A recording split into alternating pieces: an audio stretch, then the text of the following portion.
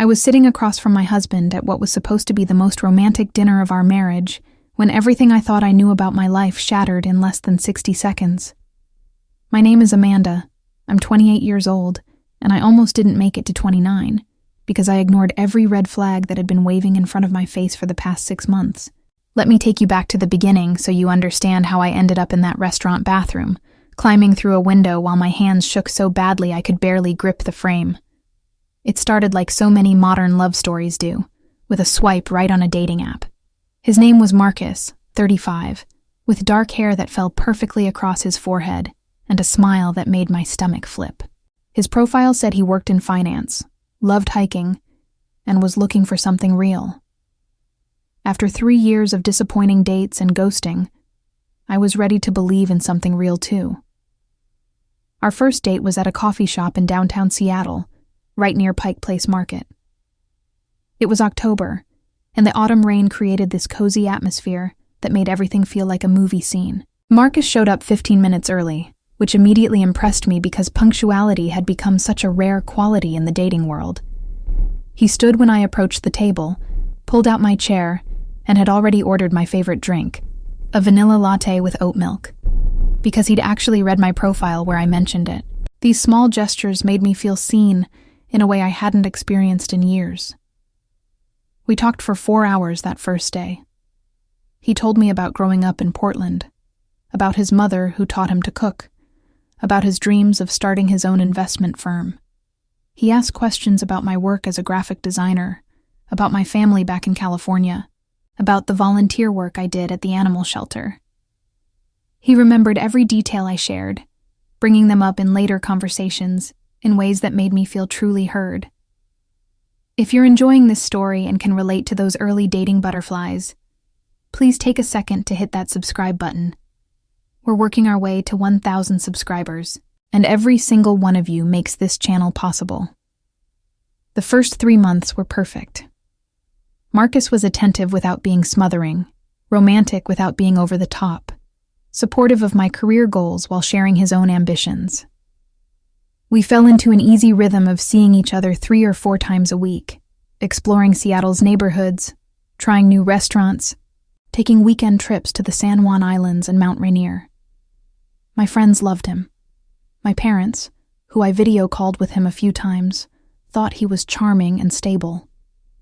Even my usually skeptical sister Sarah said she'd never seen me so happy.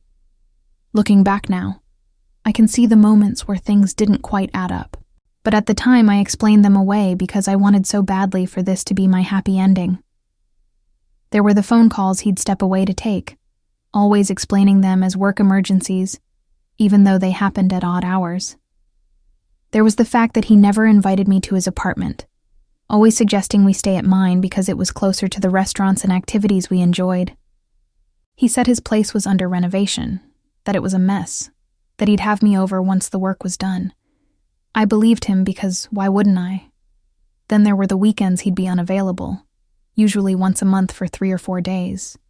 He explained these as business trips to San Francisco or Los Angeles, meetings with potential investors for his future firm. He'd send me photos from hotels and restaurants, sweet text messages saying he missed me, promises about what we'd do when he got back. I had no reason to doubt him. He always came back with small gifts, stories about his trips, and the same devoted attention that had drawn me to him in the first place. 4 months into our relationship, Marcus proposed. We were hiking up to Rattlesnake Ledge on a clear December morning, when Seattle's usually gray skies had opened up to reveal Mount Rainier in all its glory.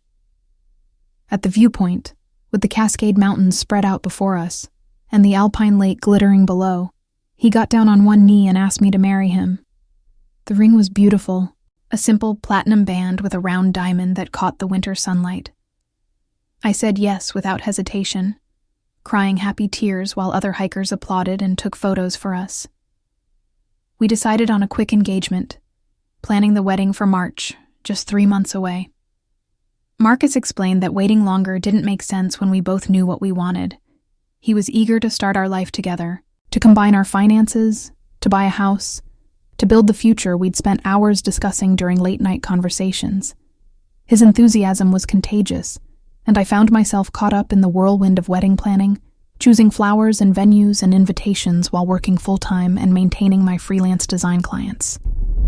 That's when the first real crack appeared. I suggested we meet with a financial advisor together to discuss combining our accounts and planning for the house purchase Marcus kept talking about. He became strangely evasive, saying his finances were complicated because of investments and business structures, that it would be easier to wait until after the wedding when everything would naturally merge. When I pressed, he got defensive for the first time, accusing me of not trusting him, of treating our relationship like a business transaction. I apologized, feeling guilty for making him feel that way, and dropped the subject. The second crack came when I suggested visiting his family in Portland before the wedding. I'd spoken to his mother on the phone a few times, brief conversations where she seemed sweet but distracted, always cutting our calls short. Marcus always had reasons why a visit wouldn't work out. His father's health issues, his sister's demanding schedule, his own work commitments that made the 3-hour drive impossible to coordinate. He promised we'd do a proper family gathering after the honeymoon, when there was less pressure and more time to really connect. Again, I pushed down my concerns and focused on the wedding preparations. If you're watching this and thinking you would have noticed these warning signs earlier, please don't judge too harshly. And if you're enjoying the story, take a moment to click that subscribe button below. We're so close to reaching our goal of 1,000 subscribers, and your support means everything to this channel. The wedding was small and beautiful, held at a boutique hotel overlooking Puget Sound. We kept the guest list to 40 people, mostly my family and friends, since Marcus said his family couldn't make the trip due to his father's recent hospitalization.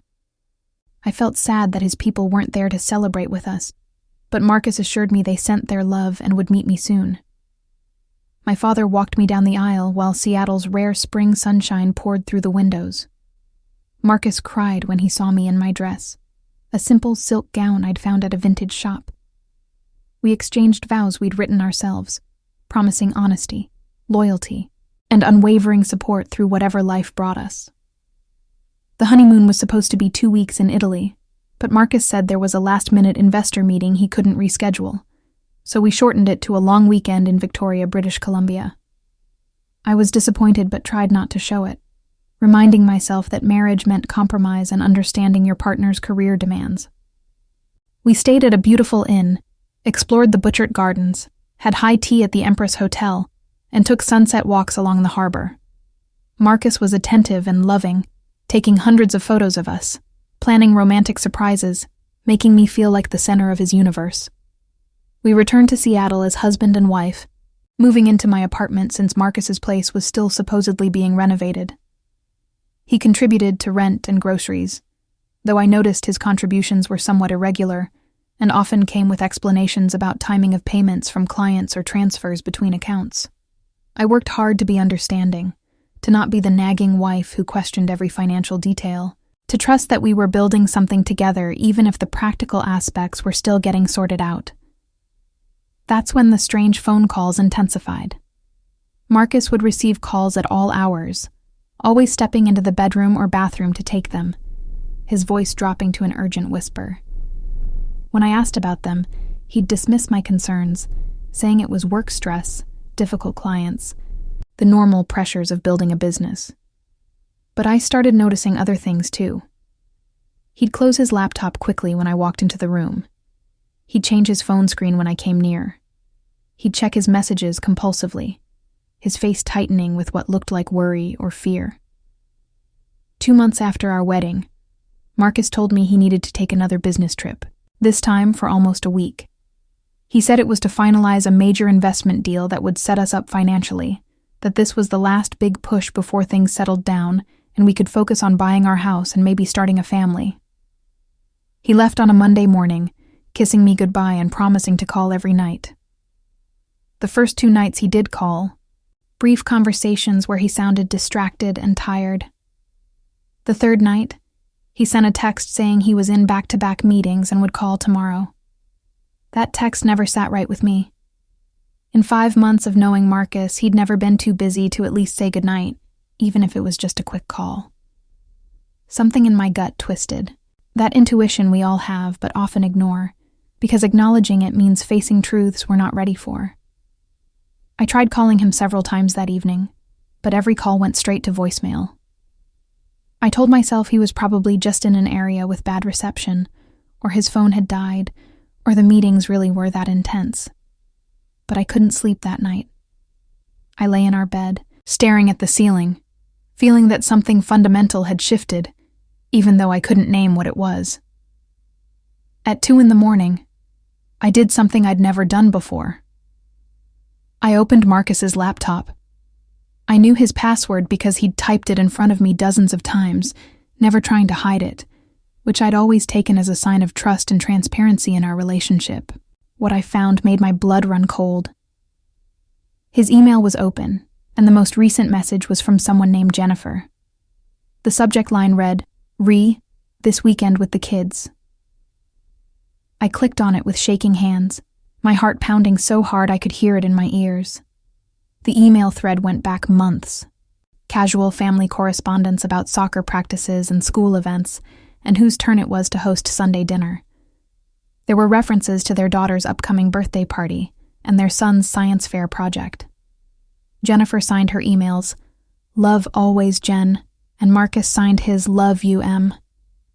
If you're still watching and your heart is racing like mine was that night, please hit that subscribe button to help us reach 1,000 subscribers. Your support helps keep these stories coming, and I promise this one is far from over. I sat frozen in front of that laptop for what must have been an hour, clicking through email after email, each one revealing more of the life Marcus had hidden from me. There were mortgage statements for a house in Tacoma, an hour south of Seattle. There were elementary school newsletters addressed to the Morrison family. There were vacation photos from Disneyland showing Marcus with 2 beautiful children and a blonde woman who must have been Jennifer. The photos were dated from just 2 months ago, right when he'd told me he was on a business trip to San Francisco. I searched through his photo library and found hundreds more pictures. Birthday parties, Christmas mornings, beach vacations, everyday moments of a family life that had been happening parallel to our entire relationship. Marcus coaching Little League, Marcus at a school play, Marcus carving a Thanksgiving turkey. In every photo, he wore the same smile he'd given me, the same look of contentment and belonging that I'd believed was reserved for us, for our new marriage, for the future we were building. My hands were shaking so badly I could barely navigate the trackpad, but I forced myself to keep searching. I found bank statements showing joint accounts with Jennifer Morrison, Marcus Morrison, accounts that showed regular mortgage payments, car payments, insurance payments, the mundane financial reality of a long-established family. I found a folder titled School Records, containing report cards and permission slips for Emma Morrison, age 9, and Tyler Morrison, age 7. I found a calendar synced to his phone showing soccer games every Saturday and family dinners every Sunday. All the weekends he'd told me he was traveling for business, the business trips to Portland to see his family. Those were weekends at home with his wife and children in Tacoma. The complicated renovation on his apartment. There was no apartment. There was a 4-bedroom house with a backyard and a swing set. The irregular financial contributions to our household? He was supporting 2 households, spreading his income between his real family and the fantasy life he'd built with me. I felt like I was drowning, like the floor had disappeared beneath me and I was falling through darkness with nothing to grab onto. Every memory I had of the past 5 months was suddenly contaminated, every sweet word he'd said revealed as a lie, every promise he'd made exposed as a manipulation. The man I'd married didn't exist. I'd built my life around a fiction, a character Marcus had created to fill whatever void or need or sick desire had driven him to this elaborate deception. I should have confronted him immediately. I should have packed his things and changed the locks. I should have called a lawyer and started divorce proceedings. But instead, I found myself paralyzed by a toxic mixture of denial, shame, and a desperate hope that somehow there was an explanation that would make this make sense. Maybe Jennifer was his ex-wife, and the emails were just about co-parenting. Maybe the house was an investment property, and those were his niece and nephew. My mind spun through increasingly implausible scenarios, because accepting the truth meant accepting that I'd been catastrophically stupid and blind. The next morning, Marcus called. He sounded cheerful and relaxed, asking about my day, telling me he missed me, saying the meetings were going well and he'd be home soon. I said nothing about what I'd discovered. I matched his casual tone, told him I missed him too, asked when he'd be back. He said he had one more meeting on Saturday morning, then he'd drive home that afternoon.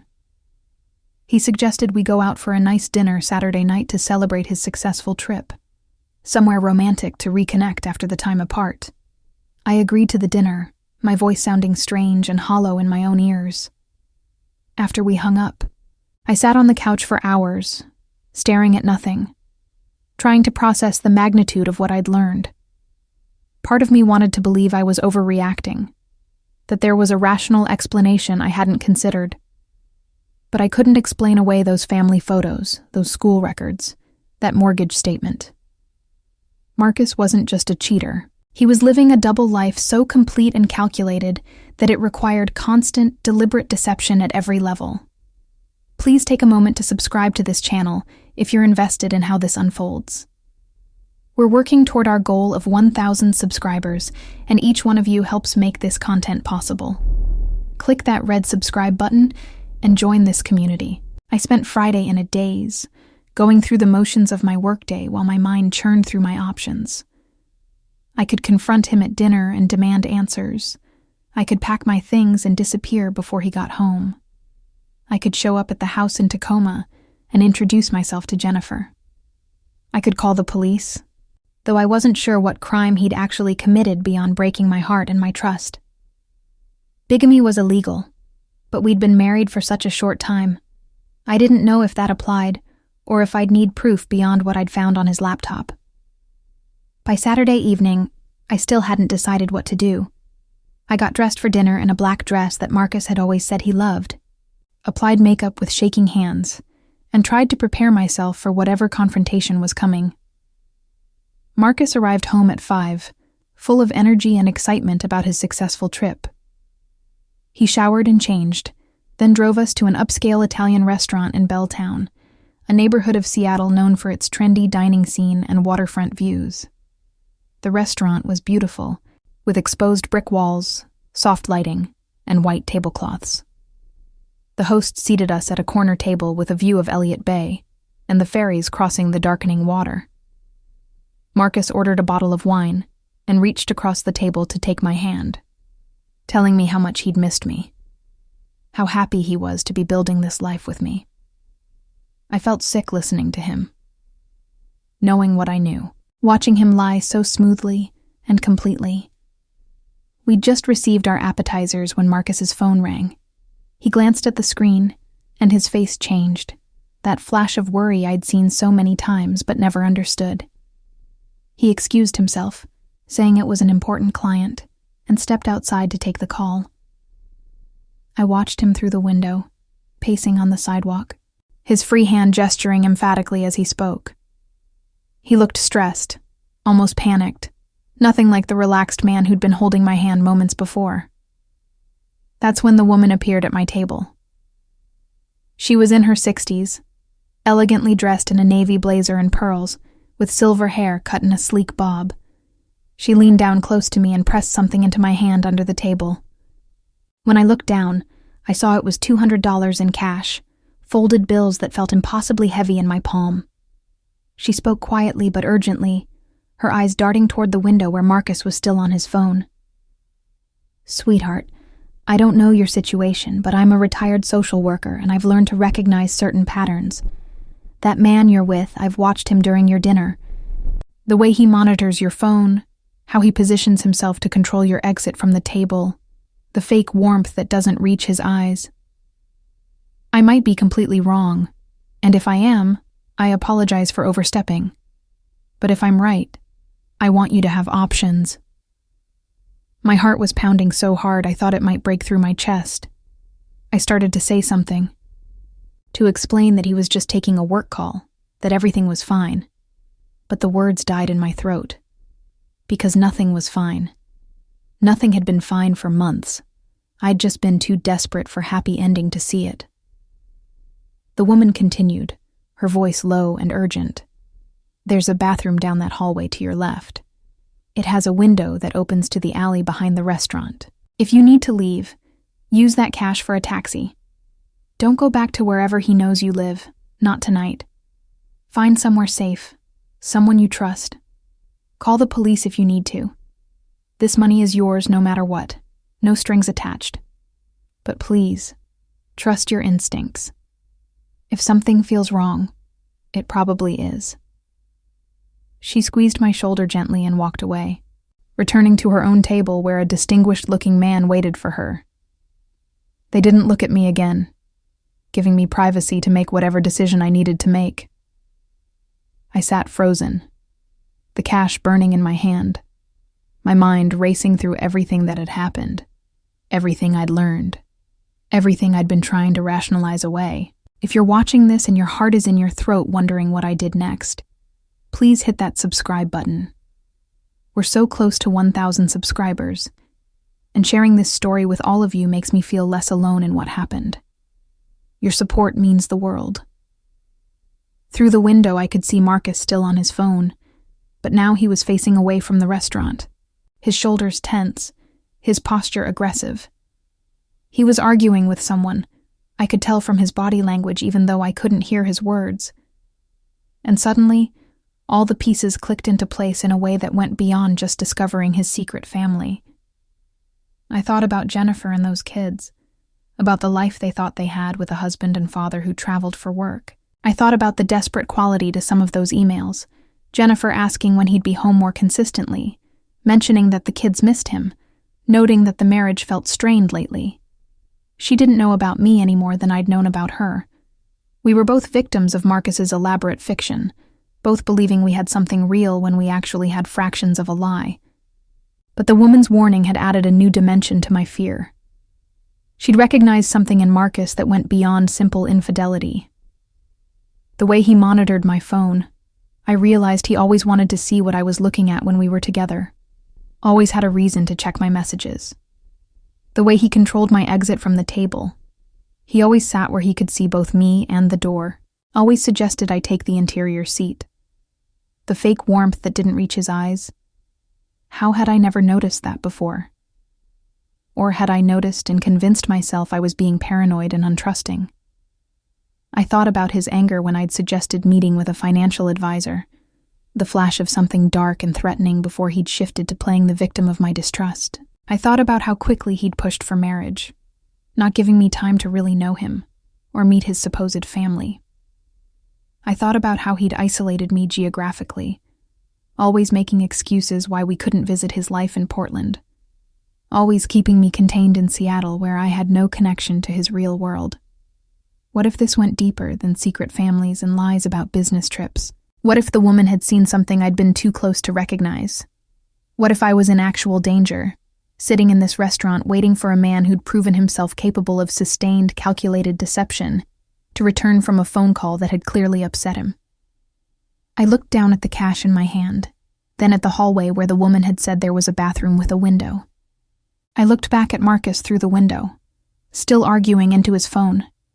His face twisted with an emotion I couldn't read from this distance. And I made a decision, driven by pure instinct, by the gut feeling that had been trying to warn me for months if I'd only listened. I stood up carefully, slinging my purse over my shoulder and walking as calmly as I could toward the hallway. I passed the restroom signs and found the women's room at the end, a single-stall bathroom with old-fashioned fixtures and, just as the woman had said, a window that looked large enough to climb through. My hands shook as I locked the door behind me, as I pushed open the window and looked down into the alley below. It was about a 6-foot drop to a dumpster that I could climb down from there to the ground. I hiked up my dress, grateful I'd worn flats instead of heels, and maneuvered myself through the window. The frame scraped against my hips, and my dress caught on something sharp, tearing with a sound that seemed impossibly loud in the quiet alley. I hung from the windowsill for a moment, my arms burning with the effort, then dropped onto the dumpster with a bang that echoed off the brick walls. I scrambled down to the alley floor, my heart hammering, my breath coming in gasps. I could hear the sounds of the restaurant's kitchen through a propped-open door, the clatter of dishes and voices speaking in what sounded like Spanish. I ran toward the street, emerging onto a busy downtown sidewalk full of Saturday night crowds. I waved frantically for a taxi, and a yellow cab pulled over within seconds. "Airport," I said, climbing into the back seat, then changed my mind. "No, wait. Take me to Green Lake, the north side." I gave him an address I knew by heart, my friend Melissa's apartment. Melissa had been my college roommate and was still one of my closest friends, someone who'd known me before Marcus and who I could trust completely. As the taxi pulled into traffic, I looked back at the restaurant, half expecting to see Marcus running out looking for me. But the street was full of strangers, couples heading to dinner, groups of friends laughing together, people living their normal Saturday nights. No one was chasing me. I'd gotten away. The 20-minute drive to Melissa's felt like hours. I kept checking over my shoulder, convinced I'd see Marcus following us. But there was only regular traffic, cars full of people who had no idea that my entire life had just imploded. I called Melissa from the cab, and I could hear the alarm in her voice when I told her I was coming over and needed help. She said she'd be waiting, that her door was open, that whatever had happened we'd figure it out together. If you're still with me on this journey, please take a second to subscribe. We're trying to reach 1,000 subscribers, and every person who clicks that button helps this channel grow. Your engagement with these stories makes such a difference. Melissa met me at her apartment door, took one look at my torn dress and terrified face, and pulled me inside without asking any questions. She made me tea while I sat on her couch shaking, wrapped in one of her oversized sweaters. Then, slowly, and with frequent breaks to cry or catch my breath, I told her everything. I showed her the screenshots I'd taken on my phone before leaving my apartment that morning. Photos of the emails and bank statements and family pictures I'd found on Marcus's laptop. I told her about the woman in the restaurant, and the money, and the window. Melissa listened to it all, her face cycling through shock and anger and protective fury. When I finished, she made me promise not to go back to my apartment that night, to stay with her where Marcus couldn't find me until we figured out what to do next.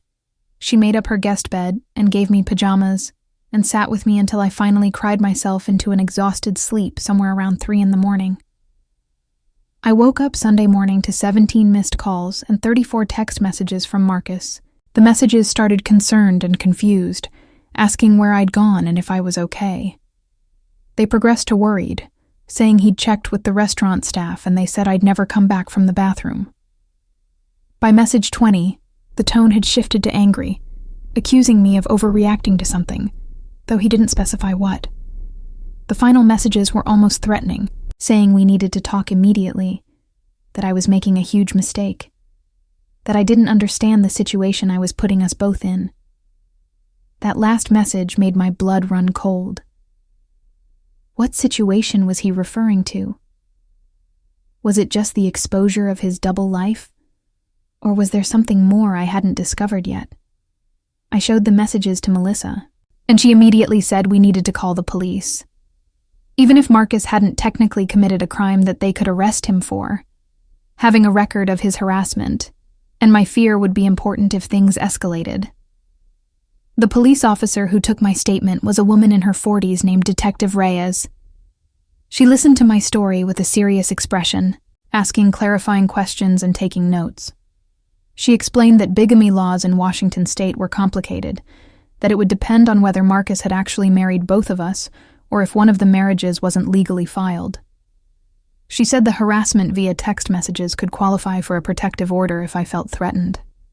And then she told me something that made my stomach drop. "Mrs. Morrison, or I guess I should ask what name you're using," she said carefully. "When you got married, did you file the marriage license with the county?" I told her that Marcus had said he would handle all the paperwork, that he'd taken the signed license from our wedding and said he'd file it at the courthouse. I'd trusted him to take care of it because he'd been so involved in planning everything else, so eager to make our marriage official. Detective Reyes made a note and said she'd check the county records.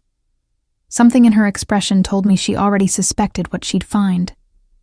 She asked if I'd given Marcus access to my bank accounts or credit cards, if I'd signed any financial documents with him, if I'd made any major purchases together. I said no to all of it, grateful now for my earlier hesitation about combining finances, the caution that Marcus had turned into a fight about trust. The detective told me to stay somewhere safe, to not respond to Marcus's messages, to document everything he sent me. She said she'd look into his background and see what else she could find out. She gave me her card and told me to call immediately if Marcus showed up, or if I felt threatened in any way. As Melissa and I left the police station, I felt both validated that someone official was taking this seriously and terrified about what else might be uncovered. That afternoon, while I was still at Melissa's apartment, Detective Reyes called back. What she told me made the entire situation infinitely worse and explained the woman's urgent warning at the restaurant in a way I hadn't anticipated. Marcus Morrison wasn't his real name. Or rather, it was one of several names he'd used over the past 15 years. His real name was David Matthews, and he had a criminal record spanning 3 states.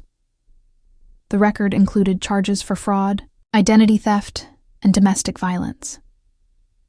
The domestic violence charge came from an incident 7 years ago in California, where a woman named Rebecca Chen had filed a restraining order against him after he'd held her hostage in her own apartment for 2 days, when she tried to break up with him. Make sure to hit that subscribe button if you're as shocked as I was. We're working toward 1,000 subscribers, and your support helps bring these important stories to light. Detective Reyes explained that David, or Marcus, had a pattern. He would target women through dating apps, present himself as successful and stable, push for quick commitment, and then begin a subtle process of isolation and control. Sometimes he married the women, sometimes he didn't, depending on what served his purposes. He often maintained multiple relationships simultaneously, using the business trip excuse to rotate between partners. He'd support himself through a combination of money from the women he was dating, credit card fraud, and occasional legitimate work in sales. The woman at the restaurant had been right to trust her instincts. The detective said that based on David's history, there was a pattern of escalation when his deceptions were discovered. The incident with Rebecca Chen had started when she'd found evidence of another girlfriend and tried to confront him. He'd become violent, preventing her from leaving, alternating between threats and apologies, keeping her trapped until she'd managed to call 911 from a bathroom while he slept. Jennifer Morrison, the woman I'd thought was his wife, was actually a victim just like me. Detective Reyes had already contacted her, and Jennifer had been shocked to learn about me. She and David had been together for 11 years, married for 8, and she'd believed he was a devoted husband who traveled frequently for work. He'd told her he worked in medical equipment sales, that the travel was non-negotiable, that the income was good enough to justify the time away. She'd never suspected he was living entire other lives during those absences. The house in Tacoma was in Jennifer's name, purchased before they married.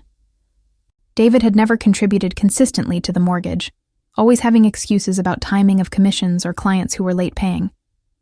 Jennifer had supported the family primarily through her nursing job, believing she was helping her husband build his business. The children, Emma and Tyler, barely knew their father, seeing him as someone who showed up occasionally with gifts and promises, but never stuck around long enough to be a real parent. Detective Reyes told me that the police had gone to the Tacoma house to speak with Jennifer and to see if David was there. He wasn't, and Jennifer told them he'd called that morning saying he had an emergency business trip and would be gone for a few days. He'd left before Jennifer woke up, taking a bag of clothes and his laptop. When the police showed Jennifer evidence of his real identity and criminal history, she'd broken down. Her entire marriage had been built on lies. Her children's father wasn't who she thought he was, and the man she'd trusted had put their family at financial and emotional risk for years. The detective said there was now a warrant out for David's arrest on charges of bigamy, fraud, and violation of his parole from the California case. He'd never been supposed to leave the state. She warned me that he was likely dangerous and desperate, that his pattern showed he didn't handle exposure well, that I needed to be extremely careful. She asked if there was anywhere I could go besides Melissa's apartment, somewhere David wouldn't think to look for me. That's when I called my sister Sarah in San Francisco. I told her everything, and within an hour she'd booked me a flight for that evening. Melissa drove me to my apartment building with a police escort so I could pack a bag. We moved quickly, grabbing clothes and toiletries and important documents, my laptop and external hard drives, my passport and birth certificate. The police officer who accompanied us checked every room to make sure David wasn't there waiting for me. Looking at my apartment, our apartment, I felt like I was moving through a crime scene, seeing evidence of a life that had never been real. I found more traces of David's deception as I packed. Credit card bills I'd never seen before, addressed to names that weren't Marcus Morrison. A burner phone hidden in a shoebox in the closet. A fake wedding ring that wasn't the one he wore when he was with me. Presumably what he wore when he was with Jennifer or other women I probably didn't even know about yet. Each discovery felt like another punch to the gut, another layer of betrayal that made it harder to breathe. Please take a moment to subscribe if you're invested in this story. Click that red button and help us reach our goal of 1,000 subscribers. Knowing you're here listening makes sharing this painful experience worthwhile. The flight to San Francisco that night felt surreal. I kept expecting David to appear at the airport, to somehow know where I was going and intercept me. But I made it through security and onto the plane without incident. As we lifted off and Seattle disappeared beneath the clouds, I felt some of the tension in my chest ease. I was putting distance between myself and the nightmare my life had become. I was going somewhere safe, to family who loved me and would help me figure out what came next. Sarah met me at SFO with tears in her eyes and the tightest hug I'd ever received. She took me back to her apartment in the Mission District and set me up in her guest room with everything I could need. Over the next few days, she helped me start the process of untangling my life from David's. We contacted a lawyer who specialized in fraud and domestic cases. We changed all my passwords and security questions. We put fraud alerts on my credit reports and started the process of checking for any accounts or cards David might have opened in my name. The lawyer explained that proving the marriage was invalid would actually be relatively easy because Detective Reyes had confirmed what she'd suspected. David had never filed our marriage license with the county. We'd had a ceremony and signed the paperwork. But legally, we'd never been married at all. It was just another part of his con. Going through the motions to make me feel committed and secure, while avoiding any legal ties that might expose his other relationships or make it harder for him to disappear when things fell apart. In a way, that hurt almost as much as everything else. I'd stood in front of my family and friends and made vows I meant with my whole heart, and the entire time it had been theater to him. A performance he'd given hundreds of times in variations across multiple states and multiple victims. I hadn't even been worth the risk of a real legal commitment.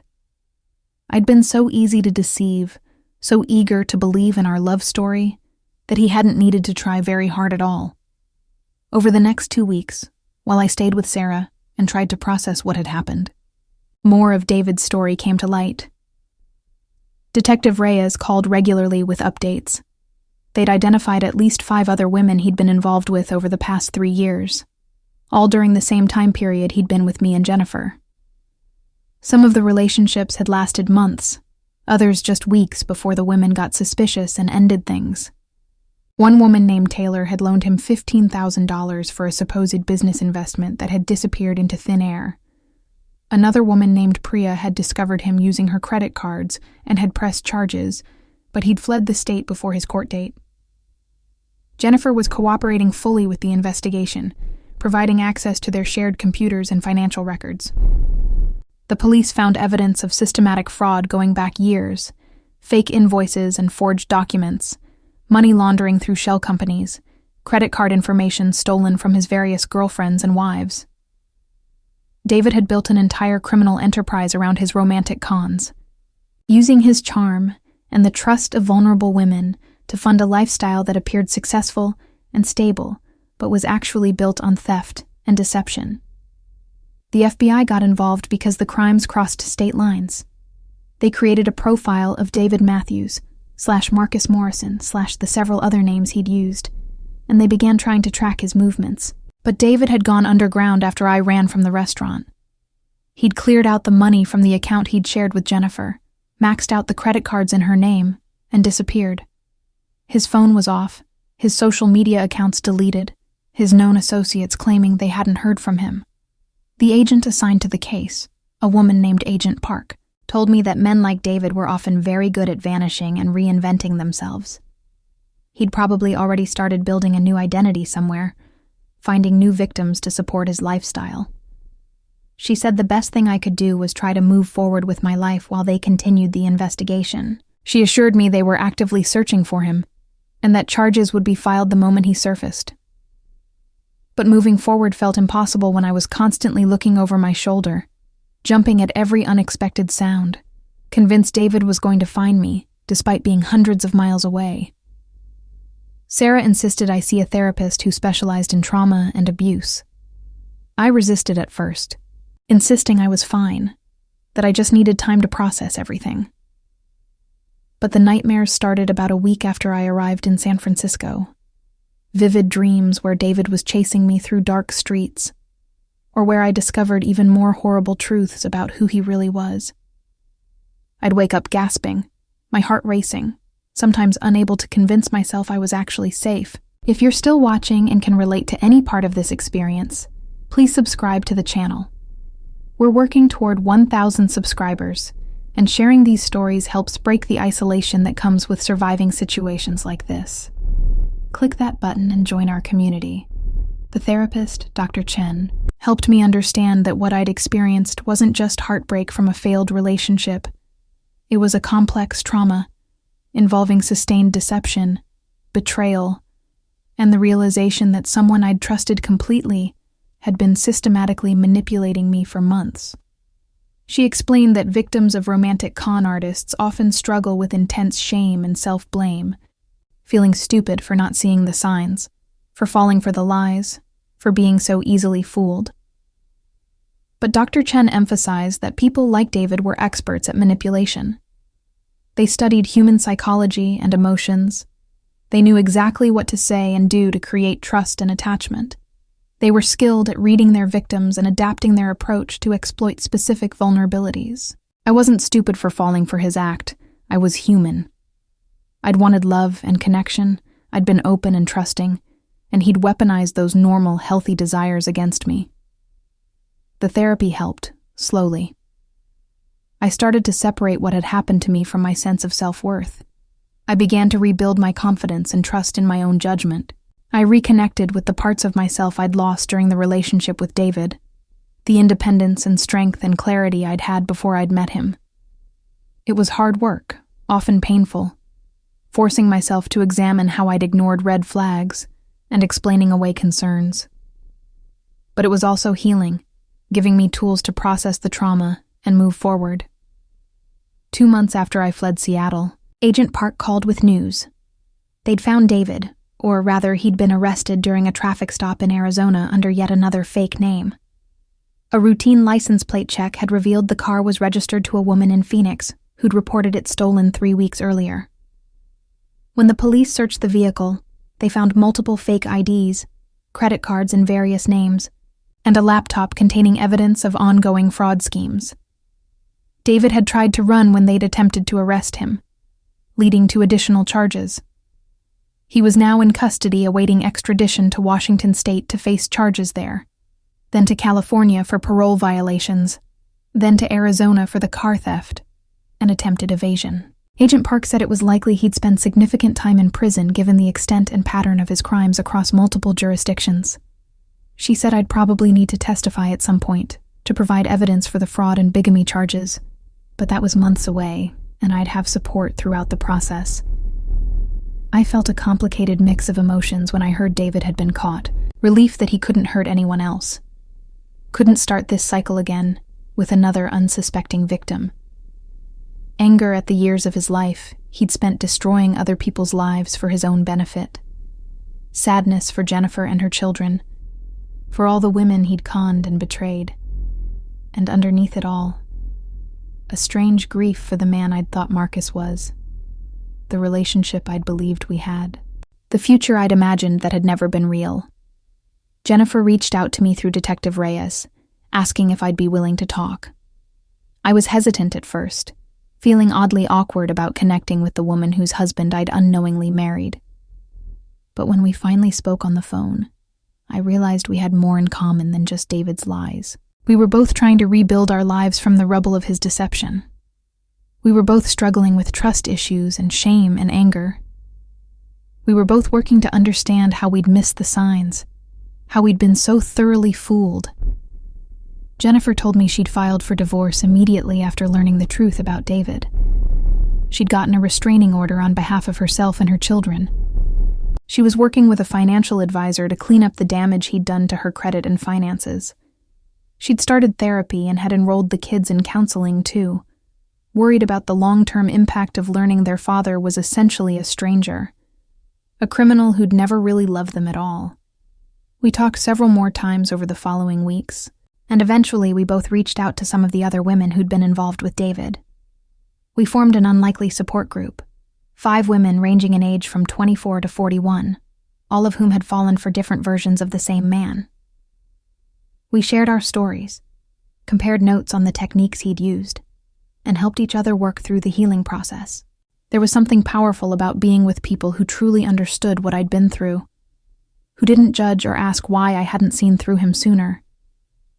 Taylor, the woman who'd loaned David $15,000, told us about how he'd created an elaborate fake investment opportunity, complete with forged documents and references from people who turned out to be his accomplices in other schemes.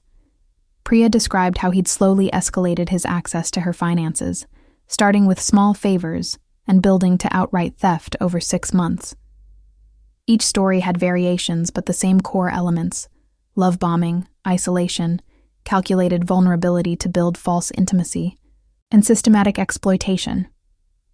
Remember to hit that subscribe button if this story is resonating with you. We're so close to 1,000 subscribers, and every single one helps this channel reach more people who might need to hear these experiences. Your support means everything. 3 months after fleeing Seattle, I made the decision to move back from San Francisco. I couldn't hide forever, and Seattle was my home. I'd built a life there before David, and I wasn't going to let him take that away from me too. Sarah was worried, but she understood. I'd grown stronger in those months away, done the hard work of therapy and processing trauma, and I was ready to reclaim my space in the world. I found a new apartment in a different neighborhood, somewhere David had never been. I changed my phone number and email address. I took additional security precautions, installing extra locks and a camera system, varying my routines so I wouldn't be predictable. Agent Park assured me that with David in custody awaiting trial, I was safe, but I couldn't shake the hypervigilance that had become second nature. Melissa helped me move into the new place, and slowly, I began rebuilding my life in Seattle. I focused on my graphic design work, taking on new clients and challenging projects that reminded me I was good at what I did, that I had value beyond being someone's victim. I joined a running group and started training for a half marathon, finding strength and clarity in pushing my body to new limits. I reconnected with friends I'd neglected during my relationship with David, explaining what had happened and accepting their support and compassion. The hardest part was navigating dating and trust. Part of me wanted to retreat completely, to avoid relationships entirely rather than risk being deceived again. But Dr. Chen helped me see that closing myself off would be letting David win, letting his actions define my future even though he was out of my life. She encouraged me to move slowly, to trust my instincts, to set clear boundaries, and to pay attention to any red flags without dismissing them because I wanted things to work out. 6 months after the restaurant incident, I attended David's sentencing hearing in Seattle. Jennifer was there too, along with 2 of the other women from our support group. We sat together in the courtroom as the prosecutor laid out the full extent of David's crimes: 27 counts of fraud, 5 counts of identity theft, 2 counts of bigamy, multiple counts of parole violation, and additional charges from the Arizona case. David looked different than I remembered, smaller somehow, less commanding. Without the charm and confidence he'd projected during our relationship, he was just a tired-looking man in an orange jumpsuit who'd spent his adult life hurting people for personal gain. He made a brief statement claiming he'd never meant to hurt anyone, that he'd struggled with impulse control and relationship addiction, that he was getting help and wanted to make amends. It sounded hollow and self-serving, another manipulation attempt from someone who couldn't stop trying to con everyone around him. The judge wasn't impressed. She noted David's extensive criminal history, the number of victims across multiple states, the calculated nature of his schemes, and the psychological harm he'd inflicted. She sentenced him to 15 years in federal prison with the possibility of parole after 10, plus restitution to his victims. It wasn't enough to undo the damage he'd caused, but it was something. It meant he'd be off the streets for years, unable to hurt anyone else the way he'd hurt us. After the sentencing, Jennifer and I went to lunch with the other women who'd attended. We toasted with coffee to surviving, to rebuilding, to refusing to let David's actions define us. We talked about our plans for the future. Taylor was going back to school for her MBA. Priya had started her own business. Jennifer was dating again and feeling hopeful. We'd all been broken by the same man, but we were putting ourselves back together, stronger and wiser than before. A year after escaping through that bathroom window, I can say with honesty that I'm okay. Not perfect, not unmarked by what happened, but okay. I'm building a life I'm proud of, surrounded by people who genuinely care about me. I'm more careful now about who I trust, but I haven't closed myself off to connection. I'm learning to listen to my instincts and honor my boundaries. I'm in a new relationship with a kind man named James who's been patient with my caution and supportive of my healing process. Sometimes I think about that woman in the restaurant, the retired social worker who pressed money into my hand and told me to run. I never got her name or had a chance to thank her, but her intervention quite literally saved my life, or at minimum saved me from a situation that could have turned violent when David realized I'd discovered his lies. She saw something I'd been too close to see, and she took action, even though it meant overstepping social boundaries and potentially being wrong. If you've stayed with me through this entire story, please take a moment to subscribe. We've shared an incredibly personal journey together, and having you here as part of this community means more than you know. Help us reach that goal of 1,000 subscribers by clicking the button below. I share my story now, not for sympathy, but because I know I'm not alone in having experienced something like this. Romance fraud and emotional manipulation are more common than most people realize. According to the FBI, romance scams cost victims over $500 million annually in the United States alone, and that doesn't account for the emotional and psychological damage that can't be measured in money. These crimes happen to people of all ages, all education levels, all backgrounds. They happen because con artists are skilled at what they do, and because human beings naturally want to trust and connect with others. If you're reading this and something about it resonates with your own situation, please trust your instincts. If someone in your life is pushing for commitment too quickly, being evasive about their background or finances, isolating you from friends and family, controlling your movements or access to information, those are red flags that shouldn't be ignored. It's better to be cautious and potentially miss out on a good thing than to ignore warning signs and end up in danger. And if you've already experienced something like what I went through, please know that it wasn't your fault. You didn't fail or make stupid choices or deserve to be deceived. You were targeted by someone who saw your capacity for love and trust as a weakness to exploit, when actually those qualities are what make us human. Healing is possible, though it takes time and support and often professional help. You can rebuild your life and your sense of self. You can learn to trust again while also maintaining healthy boundaries. You are not defined by what someone else did to you. I think about the version of myself who sat in that restaurant a year ago, torn dress and shaking hands, climbing out a bathroom window into an uncertain future. I want to tell her that she's going to be okay, that making the choice to run was the right decision, even though it felt terrifying. I want to tell her that the strength she'll discover in herself over the next year will surprise her, that she's more resilient than she knows. I want to tell her that David's lies say everything about who he is and nothing about who she is. But mostly, I want to tell her, and anyone else who's been through something similar, that there's life after betrayal. There's joy and connection and trust again on the other side of the healing process. The experience changes you, leaves scars that don't fully disappear, but it doesn't have to destroy you. You get to decide who you become after surviving someone else's worst intentions. You get to write the next chapter of your story, and that's a powerful thing. Thank you for listening to my story, for sitting with me through the difficult parts, for being part of this community. If this is your first time here, please subscribe and join us. If you've been here before, thank you for coming back. Sharing these experiences, connecting with others who understand, that's how we break the isolation and shame that con artists depend on to keep their victims silent. Every time we speak up, we make it a little bit harder for people like David to operate in the shadows. Every time we support each other, we reclaim a bit of the power that was taken from us. And that, more than any prison sentence or legal victory, is how we truly heal and move forward with our lives. Thank you for being here with me today. And remember to take care of yourself and trust your instincts. They're more reliable than we often give them credit for.